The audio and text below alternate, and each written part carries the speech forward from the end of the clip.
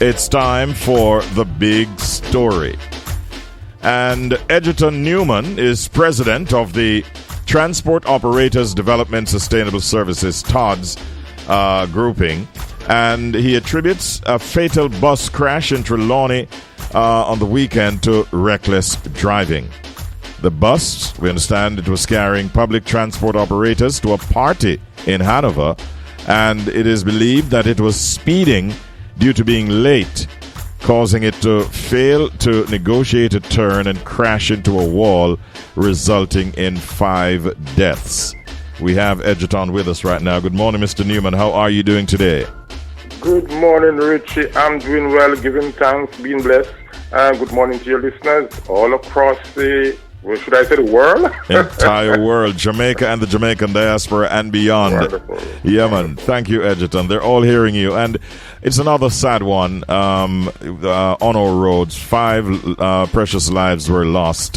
What information do you have about the accident itself, Edgerton? You know, we are still tabulating information, on the situation yesterday morning, wee hours of 2 a.m. Richie, I'm a churchman. I love to go to church on a Sunday. I could not move yesterday. Mm-hmm. I could not move because on a day when I was supposed to give a video talk to the members, encourage them to continue our road safety practices, because between January and June, and last week Friday, only one public passenger operator died from road accident, and one passenger and one driver, right? And because we got the stats from Friday afternoon from the Island Traffic Authority. Yes. So I was a little bit proud that we didn't have, a number of them, being involved in fatal crashes. Yes. And just to hear Sunday morning, that we have 5 transport operators lost their life in one go. It takes us, it was a dark day yesterday and continue to be a dark day today. And as I said yesterday in other spaces, that this is a direct cause from speeding. Mm-hmm. When I use the word reckless, I was hot under the collar.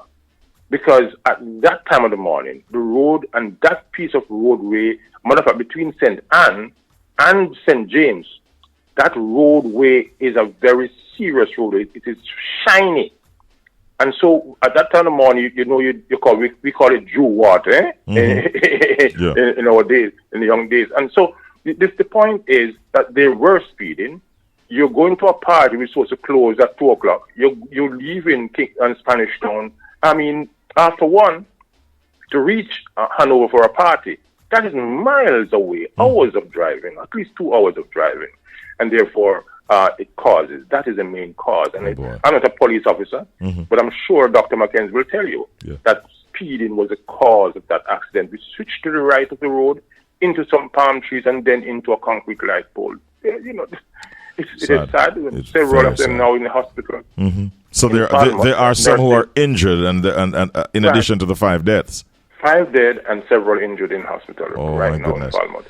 It is a sad moment for us. Indeed it is, Edgerton. And we want you to maybe expand on the matter of what happens on our roads in terms of the fact that as motorists we need to sort of balance the need to arrive on time or not too late with the importance of safe driving practices, which we can't afford to forget.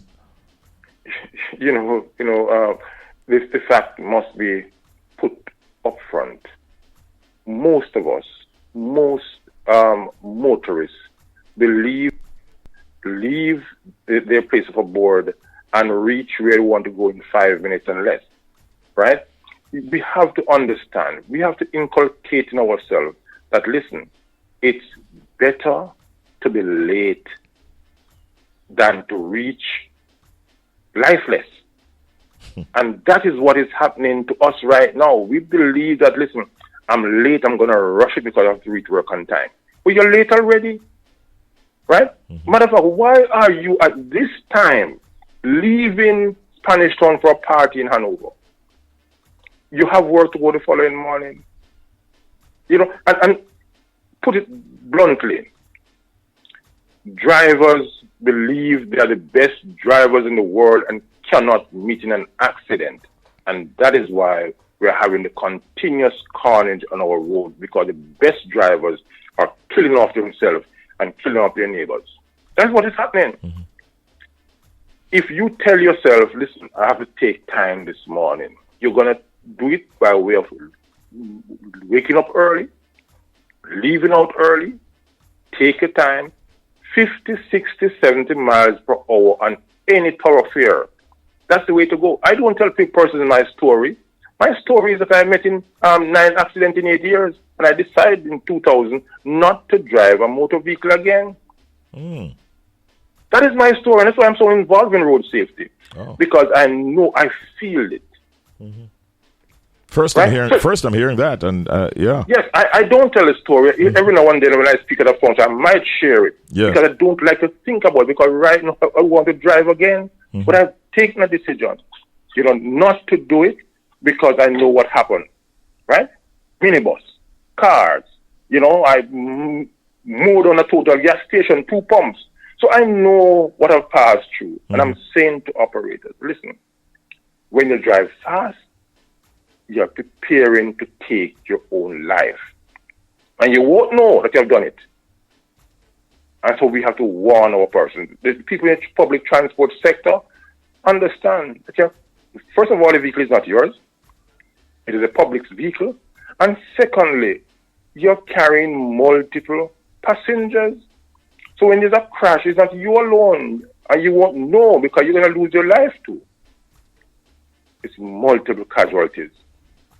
They're not hearing. And this is what's going to happen. And that is why I don't want to speak on it. That's why I'm happy for the school bus system. But I'm not going to say a word more on it, because it's election time. But the fact is, we're having some challenges on our road, and the government of the country doesn't seem prepared to address it. Well, the international community, the ILO say to us, listen, we need safe roads and safe vehicles. We are not providing that in Jamaica. We've had several guests on this program who speak to some of make suggestions from time to time as to what ought to be done. I know that we've been hearing about a public awareness program, that should be utilizing the airwaves and so on, which we haven't heard much about recently. But from where you sit, Edgerton, what more can be done right now? I mean, we see more police officers on the roads. There's better road surface. More vehicles are on the road. But what do you think can be done at this time to stem, especially during the summer when there's going to be a whole lot more activity with all of this, the parties and the events and so on, entertainment taking place? What do you think can be done at this time? It's not what can be done, it's what is to be done. Tell us. The government has no interest, and I want to put it this way to strike them. They have no interest in public education. And public education is not just going on the media and talk. It means face up. I have a program where I go inside the communities 2 times or maybe 3 times per month with what you call Spot the Good Drivers Award. And we use this program to educate upfront, facial to the taximen and motorists, even JUTC drivers, encouraging them to take it easy on our roads and awarding them when they're doing the right thing, right? We had one in St. Thomas, a woman who has been driving for 38 years, never received an award before, and she had on her uniform, her badge, everything was immaculate. She didn't know we were coming, and she was so happy. And we do this right across the island. We've been popping on the 14th. And so we ensure that we faced up with the operators out there in the public space. Yes, the media does a great deal, and what I'm doing now is also awesome. But the government need to put in strong public signage on our road is key. And the police officers must not hide behind the wall and step out in the road when a motorist is coming. That is wrong. I was told, and it might not be true, by a senior police officer who's no longer a police officer, former police officer at the highest rank. He said to me that there was a spot check minutes before the crash. And so they stopped them, and then they leave and was on a speed now because now they're more late. And therefore, the speeding could be the cause. To me, it's the cause of the accident. But was it that because they were stopped and they were frustrated because they were stopped by the police? I don't know. But I think police officers must make yourself visible in the space, not to hide and run out. Yeah. Right? Most of us, when we are driving and we get into a spot check, we say, kiss our teeth and move faster. These things are serious cause for accidents. True. So there need to be a campaign. The police have a nice road safety system. Bring it out. They're going to the schools, yes, but listen, I would love to see you in the transport centers. I would love to see you, instead of writing a ticket, talking to that operator, to that driver. You know, so we have to find a way.